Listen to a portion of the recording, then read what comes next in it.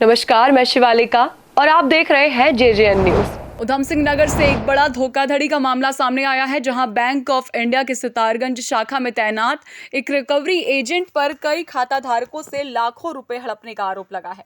दरअसल शाखा प्रबंधन प्रमोद सिंह बिष्ट की तहरीर पर पुलिस ने मामला दर्ज कर जांच शुरू कर दी है। बताया जा रहा है कि आरोपी राहुल तिवारी, जो कि अकाउंट सोर्स कंपनी के माध्यम से NPA खातों की रिकवरी का काम करता था, उसने खुद को बैंक कर्मचारी बताकर ग्राहकों पर भरोसा जीता।